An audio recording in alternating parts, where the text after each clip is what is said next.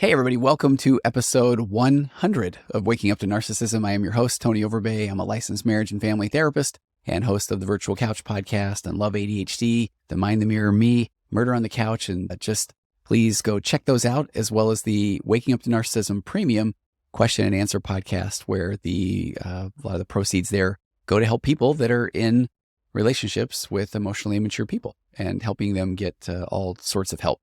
Sign up for my newsletter as well. You can go to the show notes and you will see a link tree, or go to tonyoverbay.com. A lot of new things are coming up, especially in the new year as 2024 comes around. Updated magnetic marriage course, and I'm putting together some content specifically around navigating faith journeys, faith crisis, and I would appreciate your stories, especially if you felt like you are waking up to maybe even your own spirituality in your relationships and what that's been like as you've expressed your thoughts or your opinions or you name it. And you can send those to contact or info@tonyoverbay.com or just through the website. So let's talk about today's episode. I say I'm excited about all of them, but this one, it is a very special interview. I had the privilege of sitting down with who I would call a friend, Kate Anthony, who I'm just blown away to even be able to have the privilege of talking with Kate or interacting with Kate. I've been a guest on her podcast, but she's a renowned divorce coach and the author of a new book, The D Word, Making the Ultimate Decision About Your Marriage. And honestly, this conversation is it's cliched, but it's an eye-opener for anybody who has found themselves or is currently at a crossroads in their relationship, especially those who are dealing with the complexities of narcissism and emotional immaturity. And so before we even get to the heart of the interview, maybe I will set the stage. I think so often people just feel like everything must look perfect from the outside. Maybe they have a nice career, or their spouse does, and their kids look great, and they have a home, and they are even the envy of their friends.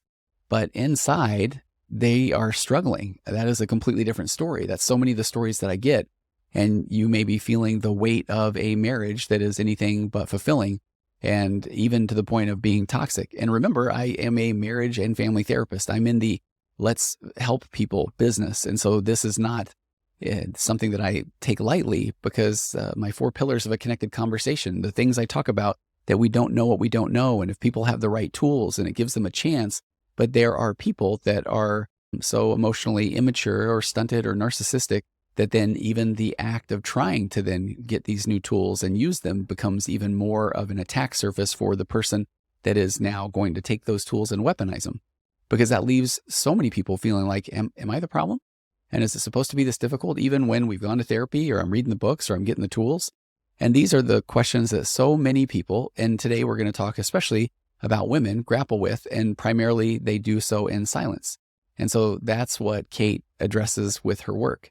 And I think it's a pretty incredible book as a resource that just has everything that you maybe have asked yourself, and then a lot of things that you didn't know are in her book. And a little about Kate.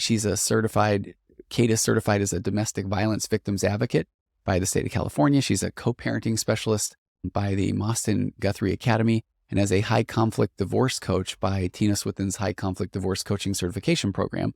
She's been through it. She knows what she's talking about.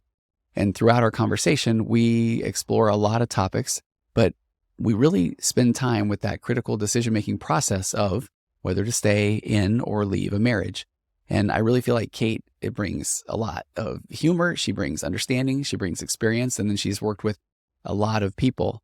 And it's a very unique perspective, and not just as a professional, but then she really has walked the path herself, which I make the comment early in the interview that I have never been a woman going through divorce. So I can put out all the content I want, and I know that people are still going to say, yeah, but you don't know what you don't know. And hopefully they don't add old man to that. But she shares her journey of self-empowerment and the challenges that she faced, and how she truly has emerged so much stronger on the other side as she has found herself and her sense of purpose. So we do dig into a lot of topics like understanding the role of narcissism or emotional immaturity in relationships. We talk about the importance of establishing personal boundaries. That's so important to do and difficult to do. And really the whole process of reclaiming your right to happiness. And so for a lot of people, I think this conversation is going to be more than just informative. It can be a catalyst for change. And we make it clear, I quote Kate herself in the interview from her book, she talks about sometimes that sitting on the fence. Now the change that needs to be made is to jump back in with full intent or to now take steps to leave. But her insights are really empowering for women who are navigating these codependent relationships, because she talks about how important it is to self-acknowledge and then that struggle of facing the truth about your marriage and about maybe where you're at. Because then it ends up being about trying to find that courage to admit what's really happening and then deciding what comes next, because that is a really scary thing that we often want somebody else to tell us what to do. And as a therapist, I, of course, try to share some anecdotes from my own experiences, and I think they really fit well with Kate's expertise. And we talk about the role that I think is pretty significant that therapists and coaches can play. And I think I even talked about it on a previous podcast where I was talking about what bad therapy and bad coaching can do.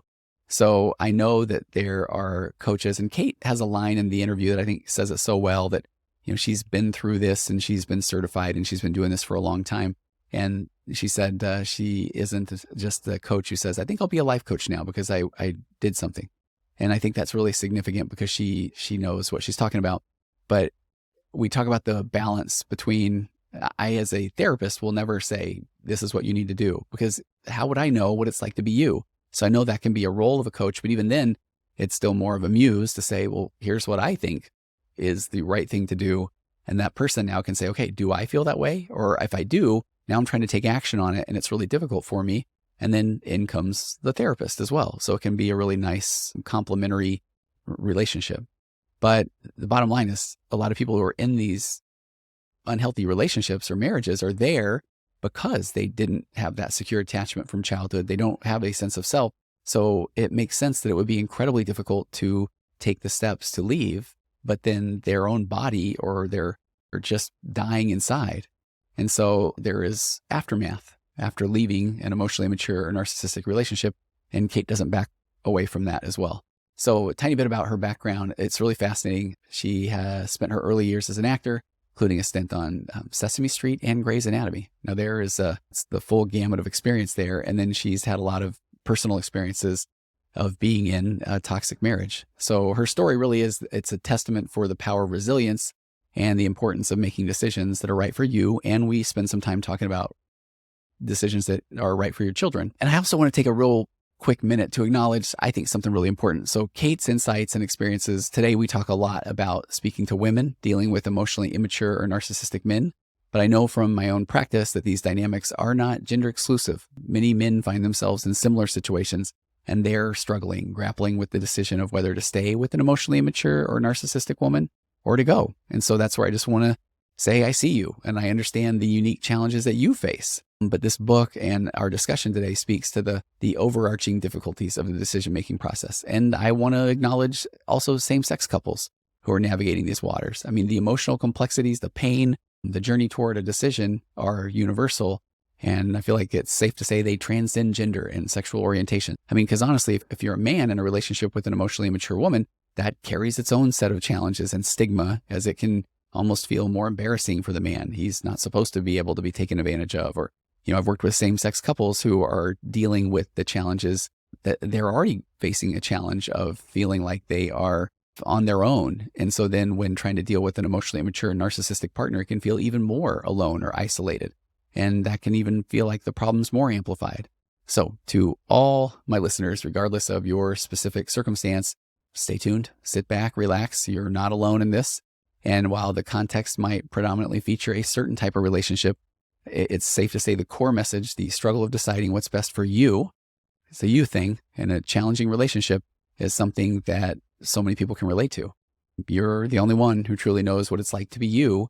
And I believe you will glean some powerful insights from the conversation that I have with Kate. Now, at the same time, there may also be moments of frustration given the context of some of the things that we discuss. But even that can be an opportunity to self-confront and grow. So hold on to the fact that this is a conversation about empowerment and understanding and making the right choice for yourself, no matter who you are or whom you are with. So whether you're taking a look at contemplating the future of your relationship or trying to seek understanding and support or just curious about the complex dynamics of divorce and narcissism, this is your episode. With that said, let me get to my interview with Kate Anthony. Oh, I was going to have a hilarious joke that as we came into it, Kate, I was going to be saying something really funny. So we both be laughing. Like, I don't know what it is. And I forget the podcast gold I was spinning there when I said we better hit record. Yeah, it was about my book. It was, and which your book is amazing. Oh, okay. Here's my true confession. Honestly, it's so good. I had such an amazing time on your podcast, and I couldn't wait to get you on mine. And then I think we found out that your book was going to come out, so I delayed. And then I thought, oh, Kate's going to think I was just saying nice things about, I'll have you on mine, but I couldn't wait. And then I get your book, and then it's really, really good. And I mean that in that it's well researched. There's things about divorce and parenting that I can't wait to talk to you about.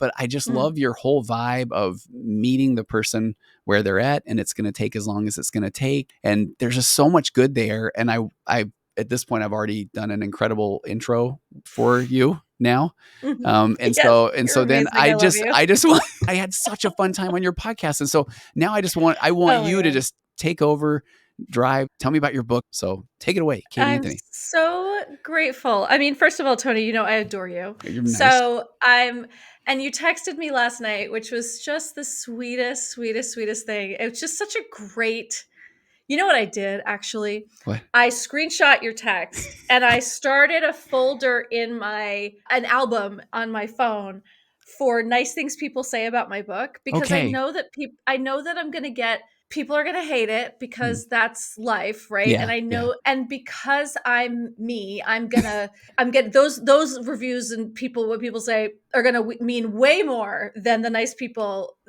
the nice things that people say. So I was like, okay, I'm gonna start a little album so that I can just remember, so that I can go back. So you're the first screenshot in my little album. I hope I get more. Okay. Well, I'm honored because I sat down. I meant to read it much sooner, and I was just going through it, and I couldn't stop reading it. And because you're hilarious anyway, and I feel like it's such a good mix of, it is so real and so raw and funny. And then as somebody that works in this space trying to help women, but I've never been a woman going through divorce. And so I just feel like you speak to it so well. Let's talk about it. Maybe tell my audience, tell us about you. Who are you, Kate? Okay. Well, so my name is Kate Anthony. I have a podcast called the Divorce Survival Guide podcast that Tony has been a guest on, and will probably be a few more times if we can get it together. Oh, yes. Yeah. We had a great time when you came on mine. And I am a divorce coach. I am a certified, like my certifications are sort of, so I'm certified as an individual coach, as a relationship systems coach, as a domestic violence victims advocate, as a co-parenting specialist, and as a high conflict divorce coach. Wow. Okay. That's a lot of a lot of things. It's a lot. Yeah. It's a lot. I know. My book is called The D Word, Making the Ultimate Decision About Your Marriage. And my niche in this industry really is helping women make the really, really, really hard decision of whether to stay or go. That's really what my book is all about. It also walks through and talks about the process of divorce, because I think that people need to know, like, what to expect, right? It's one thing to be like, yeah, I'm going to leave. But it's like, well, hold on a second. What does that mean for my life, right? Yeah, it's the kind of thing you need to have a lot of information about. I'm divorced. Yes. And even that part is amazing, because I feel like the people that are going through this, I always identify them, the pathologically kind women that are in these relationships with emotionally immature, maybe even narcissistic guys. And they're in that human magnet syndrome and the trauma bond. And so it can be such a process, and there's so much unknown. And you talk about that so well. And I think that fear of the unknown, you really help calm, I think, a lot of the, what do I need to know? Because a lot of times the first person they go to is the emotionally immature husband, who then, of course, tells them, oh, yeah, you'll get nothing. I will ruin you. The kids will never see you. I will do this and this. And then all that maybe she needs to do to start is go meet with somebody or something. Who knows? But then that's the last thing he wants. Right. Yeah. So you got everything in there. All you've got to do is get yourself informed with actual knowledge, because the person who is emotionally immature or is whatever it is, right? When they're abusive, whatever they are, that's not the person you should be getting your information from, right? Because they're not exactly, their job in this, their purpose in this is not to help you make this decision. It's to probably keep you from leaving. Yeah. And they'll probably say anything that they feel that they need to in order to do that. So, Yeah. yeah, Okay. absolutely. So Yeah. back to you and your background. So yeah, so the certifications, and you've been divorced, and then I have been divorced for 15 years. okay. And I've been through it. Back when I was struggling to make this decision, we didn't have podcasts. We didn't have Instagram. We weren't having these conversations out loud. I had no idea what Yeah. I was dealing with. Our couples therapist said, Kate, you're codependent. Go away and read about codependence and, learn about that. And David, you are a narcissist. Go ahead and read about that. Right. So we had the diagnosis. Yeah. To his credit, my ex was like, well, I looked it up on the internet and all I found was stuff about narcissistic personality disorder. And I know I don't have that. And the therapist said, you're right, you don't. And that was the last we ever talked about it. Oh. Okay. All right. And Oh. and I never looked it up. Do you know Yeah. that I never actually looked it up? I was like, oh, I'm codependent, so I will do that work. And listen, I did that work like with every fiber of my being. And talk about that. What does that look like? Because I feel like that is the pathologically kind, the codependent, the eternally nice. Yeah. What did that look like? The work you were doing. Oh my God. Well, first of all, Yeah. it was I had already been for 5 years, I think, at that no, it may be like 7 years at that point. I had already been in a 12-step program for Okay. people like me. So I'd been doing that work, but I Yeah. was like, okay, I'll return to and with motherhood and all of that. I wasn't going to meetings. I wasn't really, up on it. So Yeah. I did. I went back to meetings.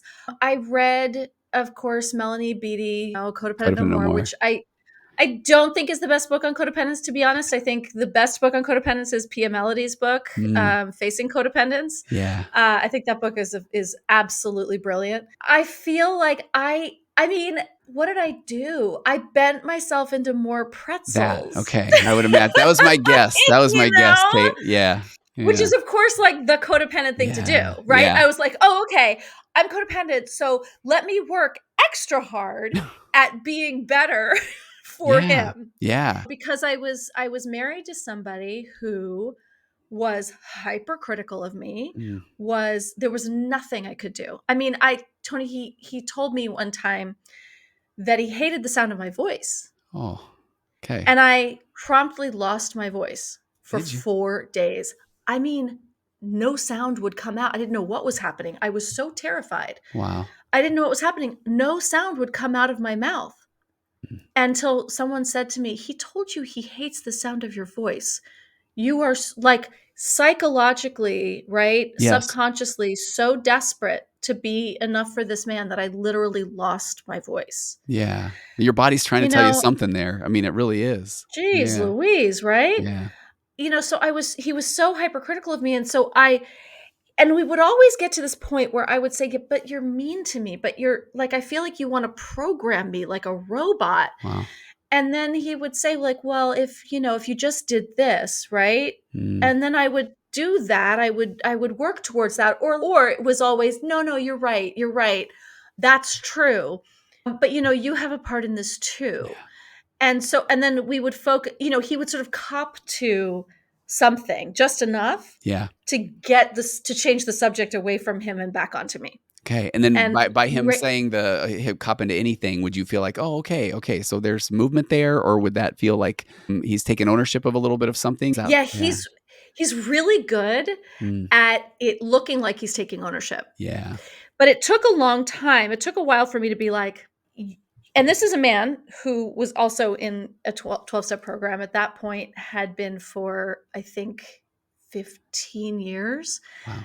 And so, right, I was like, there's a difference between an apology and an amends. Yes. If you keep apologizing without changing your behavior, I did get to the point where I was like, your apologies mean nothing. Yeah. Okay. But what I was still trying to convince him. I was still trying to convince him to love me. Yeah. Yeah. Convince him to choose me. And it wasn't until I got to the point where I realized that I had to choose me, and that he wasn't going to. He No. wasn't. He really wasn't, because he wasn't really capable. But it was me, Yeah. right? It Well, was me. Well, Kate, I think that part is so hard to. I get that question often of what does that even mean? And I think it is the part where if I'm still looking to that other person for validation to tell me if I'm okay or if the things I like, and I look at that as that form of betrayal trauma, even there, where I'm handing myself over and saying, do you think there's truth in this? And then Right. you just handed that Right. person buttons to push depending on however they feel or what they need from Right. you in that moment. Yeah. Right. And it's a process, right? Like, Yeah. because you get into the relationship with all of the, the sort of fake empathy and all the, Yeah. the false connection and all of that stuff, right? And you get deeply entrenched, and then it's like this whittling away of the promise. And Yeah. so we're just trying to get back to that. Well, but this is what I thought, this was our foundation. Hmm. And it's really hard to wrap your head around the fact that what was sold to you is not the foundation, Yeah. Yes. actually, Yeah. right? And it's devastating to have to accept that. Well, I appreciate you saying accept because I think that's all somebody can do in that situation. But I know even that acceptance is quite a process because we go through that whole what's wrong with me? I can figure it out. It must be Right. me if I just say this. And how much time is spent trying to figure out the relationship versus trying to just be and do and do the things that matter to you. And I think about that Right. form of control that the narcissist has of just occupying all of you, the inner landscape of your mind constantly. Did you find that was the case? Oh, 100%.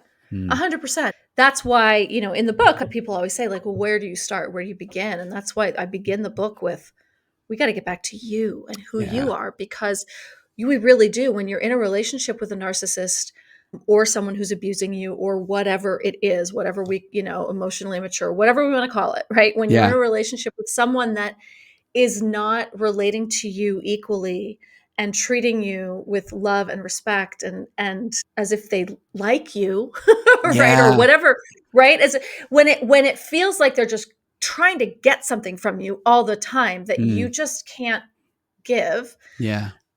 because it's not your play. Like, you try, right? Yeah. It's like you're being siphoned. It's like all of the energy and love is being siphoned out of you and nothing is coming back in. Mm. And so you're kind of left so empty, Yeah. and you've been bending yourself into pretzels to try to figure out how you can be better, how you can be different, how, right? And so it's like, yeah, you lose yourself. You don't know, Yeah. like, I had no idea who I was anymore Well, and Kate, I think it's at important all. to note too, you were a successful actress, right? At the time. Is that the Mhm, case? I mean, mhm. and I think this is Yeah. where when people see that, they think, well, then you must have had yourself figured out or you must Oh, have, sure. Right. right? Oh, yeah. Yeah. Uh-huh. Sure. Listen, acting, listen, actors, we're the most fucked up people on the floor. We don't know who we are. We don't know Okay. anything. Oh, okay. So was that proverbial I could go escape into these characters because I didn't know who I was? Or, I mean, Oh, sure. was it Yeah, really? totally. I mean, well, look, here's the thing, Okay. actually. Yeah. Yes, right? There is that escape into it. But also, I think a really good actor is an observer and a studier of the human condition. Oh, I see where we're Like, going. really, like, we Yeah. study people. And so I was so much better at creating characters Wow. because I was so focused on everybody else. My codependency was like, my focus was always outward. Wow. It was the, like, me stuff Yeah. that was missing, but it didn't matter, right? Because I could create something entirely out of, thin air. Mhm. And I was really good at it. I Yeah. was really good at it. What's interesting is that as soon as I decided to leave my marriage, I also left the business, the Okay. acting, the entertainment industry, because as an actor, you are the victim. It is an abusive relationship that actors have with the entertainment industry. Mm. We are the lowest on the totem pole, certainly in film and television. Uh-huh. I'm in LA now. I was raised in theater. That's not the case in theater. In theater, actors are respected and revered. in television, nobody gives a shit. It's like it's a factory. And you go on an audition and you vomit your soul. Yeah. And then they say, okay, thanks. And you walk out the door and they never call you. They don't tell you, hey, you know what? You were great. Thank you for all that you put into that. We're going to go a different direction. So it's based on ghosting. Wow. Oh, Like you okay. just, you know, Yeah. I never thought about that. so That you're, that is a trauma bond. Intermittent reinforcement, the punisher and they give you yes, the reward comes from the uh, same wow. right. Okay. And you're booking one out of every 100 auditions. Oh, So the reward is 1 in 100. It's about the average, wow. right? And then that reward is like glamour and money and blah, blah, blah, blah, blah. And then it's done. And then it's not like a corporate thing where you climb the ladder. Like every time you get a job and the job is over, you're back at the bottom Oh, rung of the ladder. man. Right. And so it is this totally, just a mind bending experience. And I so bet. as soon as I got out of my marriage, I was like, oh, wait, I don't choose to be in these relationships Yes. anymore, Okay. I love that. in Yeah. any of them. Yeah. And that ended my 20-year relationship with my two best friends. Oh. It ended my career. It ended my marriage. It ended my capacity to be victimized. Yeah. Okay. And can I speak to this? And this is where you can say, I thought you read the book, old man. If you have a part in there that where this part, what I'm about to ask, but if you do, I'll edit Yeah. that part out. I love what you're saying there because I find that there is a part, because I work with a lot of women that are coming out of these Mhm. relationships and they start to feel like everybody around them is emotionally immature or narcissistic. And then they feel like, okay, then it must be me. And then I'm sitting there saying, they kind of are because that, I mean, I hate to say it, but that, and I feel so bad saying it, but if the woman's in that position in those relationships, that then when she does, I love what you're saying, when you get out of the marriage, then and the relationship with the career you were in, I mean, and then the people Yeah. around you. And so all of a sudden this person will feel so alone, which is part of the problem. But then they can actually find real connection, real friendships, things that they didn't know even existed. Was that the case for you? I mean, 100, Oh, 100, 100%. I just posted about this on Instagram the other day, actually, because I didn't know who I was. The friendships that I had were really toxic. They were all based on the premise of me being damaged and so that I could be controlled. yeah. Um, right. And when I got out of my marriage, it was like those things became so stark, right? Mm, Like it was such a sharp contrast. I was like, oh my God, I have chosen this in every aspect of my life. mm, And of course I did. I chose my husband. It was me choosing.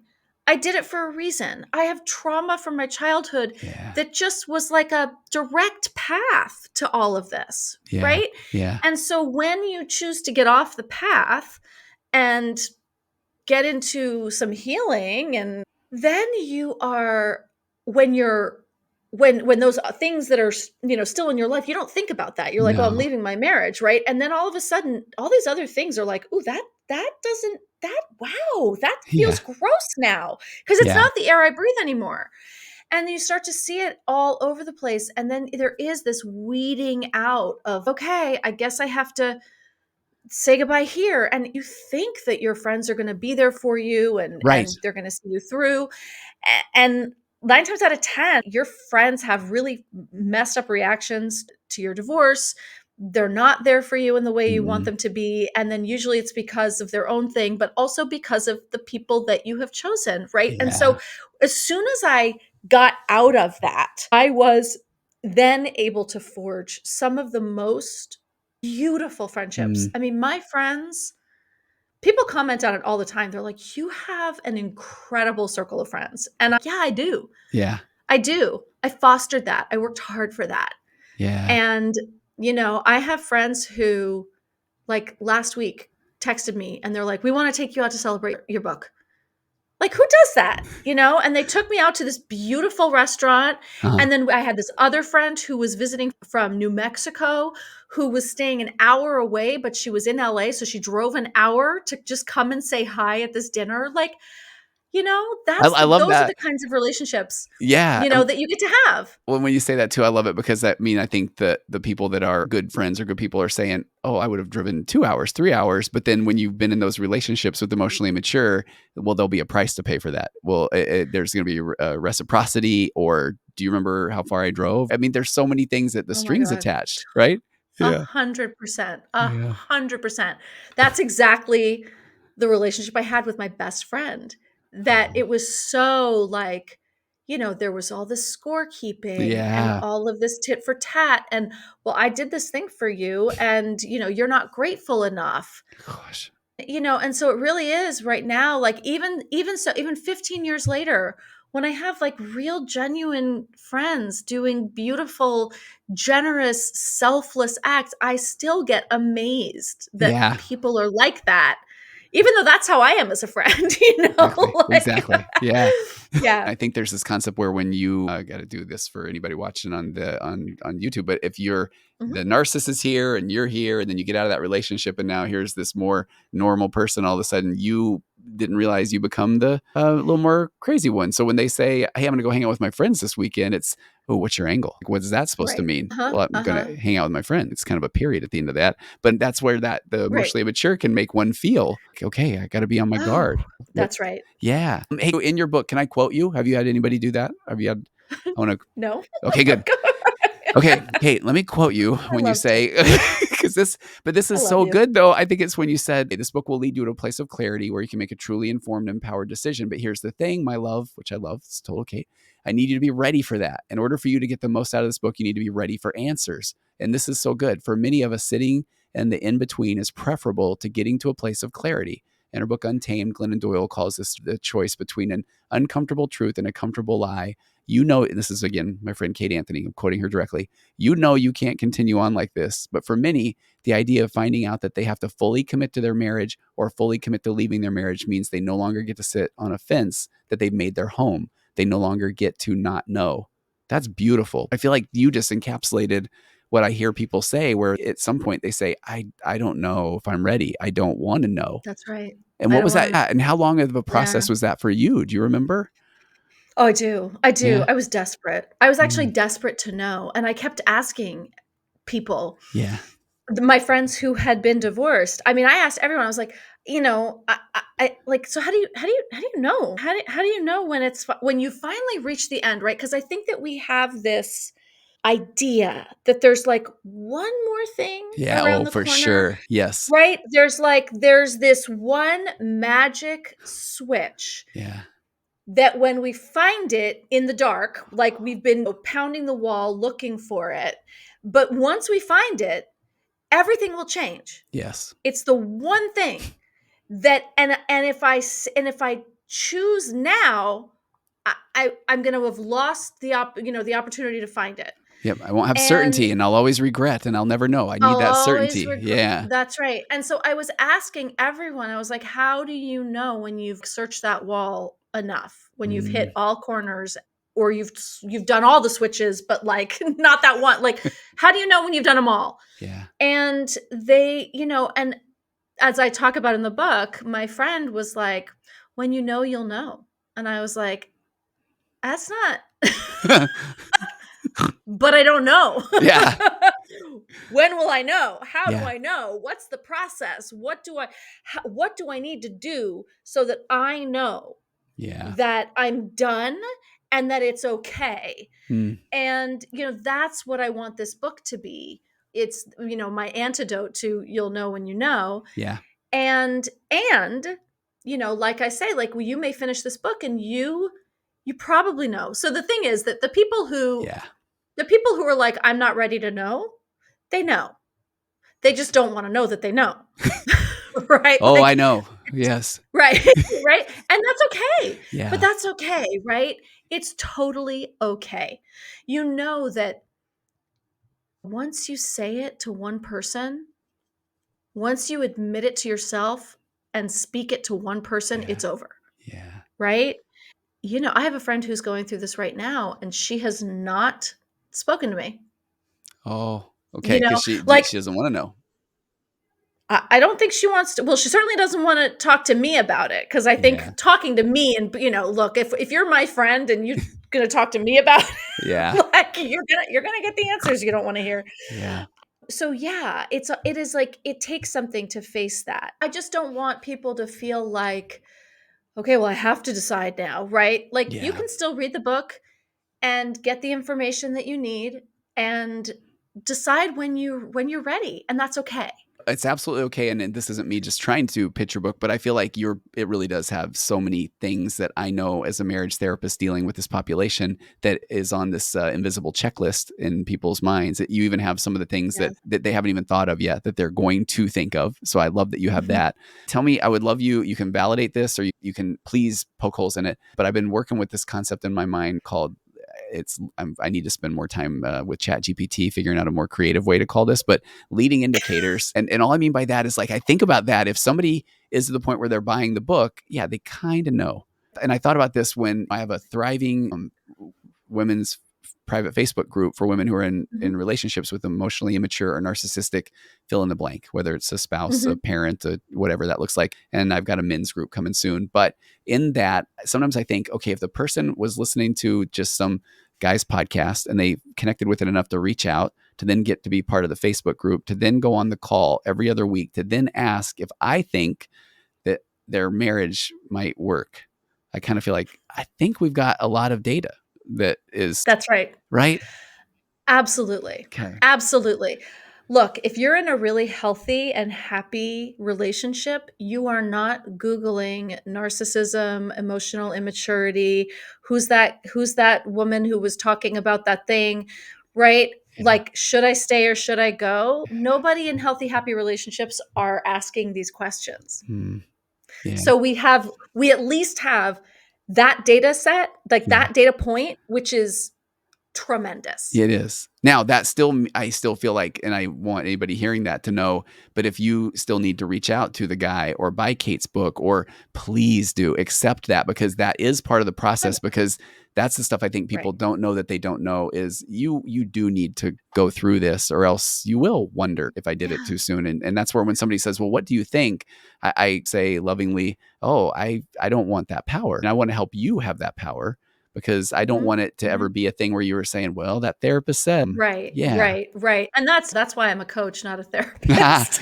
I'm pointing them to Kate. That's right. Go ask Kate. I am I am very direct. I am lovingly direct, right? Like, Yeah. I tell it like it is. I tell Yeah. it like it is, but I try to do so kindly, because I do think sometimes they do need to hear, Yeah. like, that behavior is actually not okay, Yeah. and, we call that abuse, Yeah. I Kate, mean, can I tell you, this is why we have to be yeah. even better best friends, is that I know, and I'm going to be a little bit jokey, but I know that a lot of therapists we're supposed to not really appreciate coaches because we have our egos and we went to the grad Right, school or whatever.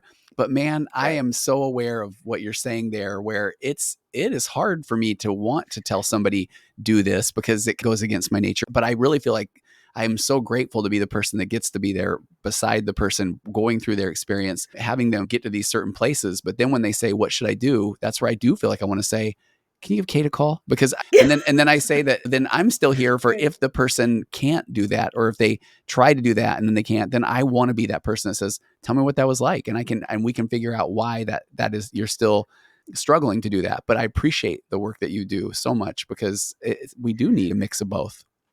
Absolutely. And I so appreciate you saying that, because I think that barrier between therapists and coaches is really starting to come down, Yeah, I think so. Yeah. Yeah, and the more coaches the fewer coaches that are just, I'm a life coach now because I went through something, as Yeah. opposed to, like, people who actually get training and take it Yeah. seriously, the better. And I do think it's shifting. Yeah. And my favorite clients are my clients who come to me and say, listen, I've been in therapy for a really long time and I get it. I Yeah. understand the history, the pathology, the blah, blah, blah, blah, blah. And I just need to know what to do. Now I don't know Yeah. what to do. Yeah. And I need some more direction. And those are my favorite clients, because they've actually worked with a good therapist Hmm. who has brought them to the place of, okay, now we have to figure out some decisions. Yeah. I love it because from my You know? chair, I can see two people that seem somewhat similar, although there's so many things that go into each one of our experiences, but where somebody will Mhm. then get to a point where then now they do take action and another person get to that point and they are just paralyzed. And that is really difficult because it can look the same from where I'm at right up to that point. And then, Yeah. there's more there. And that's where I feel like sometimes they need a little bit of a push. Hey, I know Yeah. I could just keep talking to you. I want to get to one point in particular about you laid out so well. Should you stay in your marriage for your kids? And I think that's one that a Mm. lot of people don't want to address. And when I got the Spotify wraps that tells us about our Yeah. podcast over the year, I was actually Yeah. surprised that my most listened to and shared episode was one about co-parenting with a narcissist, and where I did some stuff that I just felt passionate about, that kids get their sense of self from external validation. So if the kid is in the relationship trying to read the room and manage, are mom and dad okay, or what do I do here, versus if mom is out and being healthy and dad is not in this scenario, then they're going to Yeah. be far better off because they will have this opportunity to really get the validation and feel heard and seen, at Right. least by one parent. Oh, but I thought That's right. you laid out so much good data there. Can you just go on your train of thought about laying out what you Yeah. see in that chapter? Yeah, I mean, that's a great I think what you said is really so spot on, is that, we think that we're hiding it from our kids. Mm, We're so not. We're so not. Even if it's really covert and you're quiet about it, right? Kids are so intuitive. They are little balls of energy absorbers, yeah, and they know yeah, something's wrong. And when kids know there's something wrong and no one is naming the thing, yes, it is so damaging to their sense of reality. We're gaslighting them is yes, what we're doing. yeah, And they start to question their own reality and their own experience. And so that's really dangerous and damaging to them. I hear it all the time. Like, we're staying for the kids. I'm staying for the kids. And one of the things I hear a lot is that they're staying for the kids because one of the parents is toxic, mhm, and they're worried about their ability to parent or not abuse the children. If there's physical abuse, it's a whole, right, it's a whole yeah, thing. So, right, that's a separate issue. Unfortunately, the family court system does not acknowledge emotional abuse as being a problem, mm, and very often they don't consider physical abuse to be an issue, because if they abused you, they've never abused the kids, so the kids should be fine. Like, huh, literally has led to the death of many children. wow, But all of that aside, yeah, um, if they're like, he just yells a lot and he has a lot of an anger problem and a lot of rage, and so I run interference, and yes, I run in, I protect, and all of that. And my response to that is, you're not protecting them. What mhm, you're doing is, you are, first of all, keeping them in that mhm, 100% of the time. And any interference that you run, you're really condoning it. You're mm, still there. You're yeah, saying, I know it's not okay that daddy yells, and I'm so sorry, and yada, yada, yada, but you're still there. yeah, So it's really okay that daddy yells. And so if it's really not okay, getting yourself out, even if your kids have to be in that toxicity for half of the time, they will be safe. They will be emotionally nurtured. mhm, They will have all of the all the energy that you don't have when you're in it, yeah, yeah, right? You don't have that energy.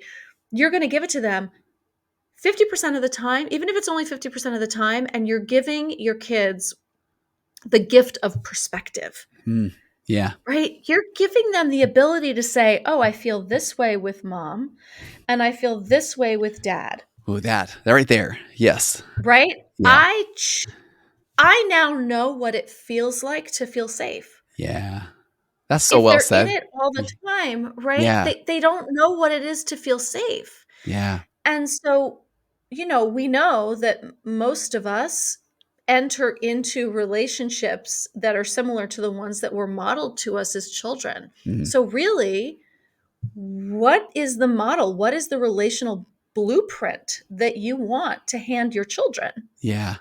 Well, and the way you And just said that, Kate, is oh, so no. that was so well said that now I want to make jokes, of course, and say that I may even then cut that out and say it myself and say that, and I told Kate, but we lost this part of the interview. But no, that was so good. But because but I like what you're saying because I feel like, and I'll give you just an example. And it happened to be opposite. It was the mom who was more narcissistic and the dad who Mhm, was more pathologically kind.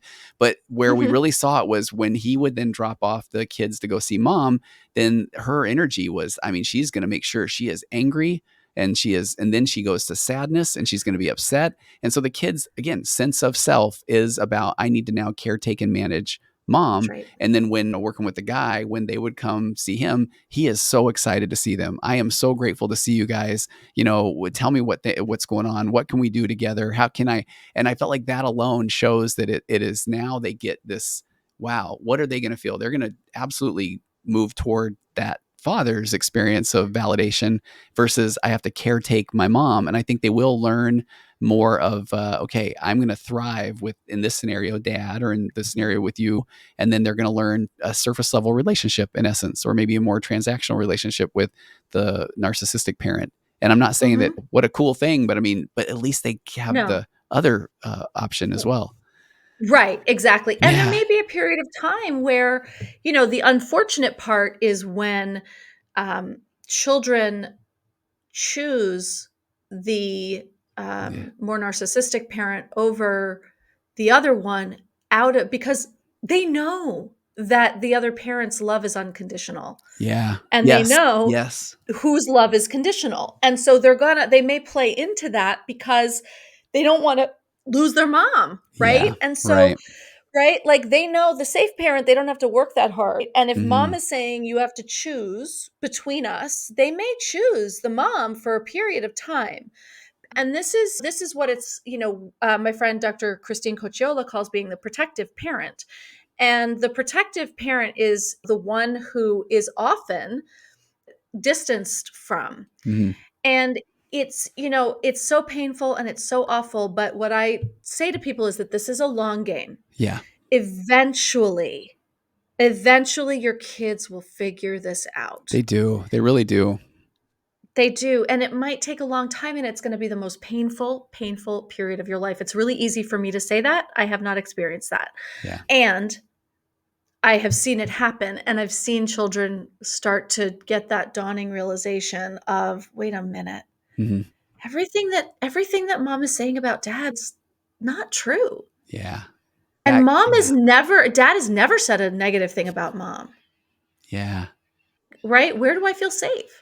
And I think that part is so good because I think the people that you're talking with, your clients or my clients or people that are going to read the book or take a course, or and we'll say back to those leading indicators, they're there because they were trying to figure out how to survive in the relationship or to change the dynamics of the relationship. So if they continue on that path of healing, then they learn to just start to be more emotionally consistent and safe. And that's where I feel like, oh, it will work. That's right. I'm with you. It's not that I can't say I every single time, 100% of the time, always, but boy, my experience shows that the person that is in there trying to figure it out will figure it out, and then they will thrive and grow, and that will That's be right. the safety for the kids. Yeah. I 100% agree with that. Absolutely. And I'm glad that you see that too in your Yeah. practice because, Yeah. I only have my experience to go by. So, I think it's really important Yeah. that people know that, Yeah. it Hey, is a danger, but it's also hopefully not forever. yeah, so I was gonna joke because I know we only have a few minutes. And first of all, will you come back on again? Can we Of do a two-parter? Okay. course. And because then I was gonna speed Absolutely. round. Okay, is it them or is it me? It's them. Next up, I was gonna do it like okay. But if you, if you had, if we got 5 more minutes to just today, which I'm so sorry, I should have scheduled 2 hours because I should have known this is gonna be a blast. But what did we not cover that you just would love for somebody to hear and understand Oh, about the? wow. That's such a great question. Oh my gosh. I don't know, Tony, you tell me. What did I write? What did I Okay. write in my book? I don't even Well, remember. okay, well, I mean, You there's choose. okay, I've got a couple of things written down here, and I do feel like there's the I don't even know who I am anymore was you nail that because I'm a huge fan of, for me, it's the acceptance and commitment therapy, and it's figuring out your values. And I think that is one of values and boundaries and self-care, because I've got my rules of raise your emotional baseline. Self-care is not selfish. PhD in gaslighting, get out of unproductive conversations, set boundaries, and know that those are going to be a challenge. You nail it. Matter of fact, I'm not going to lie. Do you want to hear my ego and my narcissism in here? Yeah. When I got your book, when I got the PDF, I was like, Command F. And I'm all, Tony, let's see, did Kate mention me? I'm totally. I wish I could say that I did it. But that's probably in the follow-up book, right? All the stuff 100%. About me. Okay. All the stuff about Tony Overbay is coming. Yes, or the publisher cut it out, and that's probably really frustrating for you. It's on the cutting room floor. I know. Was it really? But the I really self-care actually think that I wrote it. I wrote most of this book before I met you. Okay, I will say. That is fair. That is okay. But the self-care stuff alone that you have is really good. And there's another part in there where you're talking about permission. And I think that one's just really important. Talk about that. Yeah. Yes. Thank you. That is an important piece. I want women to know that they deserve to be happy. Mm-hmm. I think I quote Mary Oliver in there, like, this is your one wild and precious life. Yeah. And we don't have time to be wasting on trying to beg people to love us. No. Right? And I feel like I want women to, it is a radical notion for women that we get to choose, right? Yeah. We wait for boys to ask us to dance at the school dance. We wait for boys to ask us on dates. We wait for men to propose to us, right? We are always waiting to be chosen. And so the idea that we get to choose something like this is really radical. Yeah. But we do, because this is our life too. This is our children's lives as well. And so I want, I do the permission pieces in the introduction because I want women to know that I want to grant them permission. Yeah. That it's okay to read this book. It's okay to make this decision. It's okay to not choose right away, but it is vital that you believe that you deserve to be happy too. Yeah. I love it.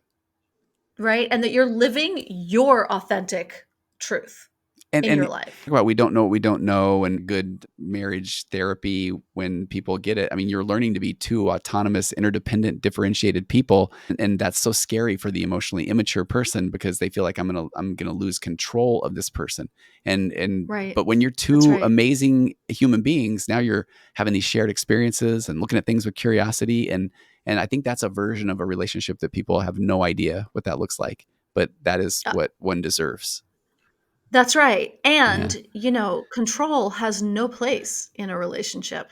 No. Oh, watch me quote. Well, I'll quote myself. You ready for this one? There you go. Yes. I often say you can't have love or control in an adult relationship. Both. See, I didn't even quote myself right. I often say you can't have both love and wait. I don't remember what I say. Something about love and control, Kate.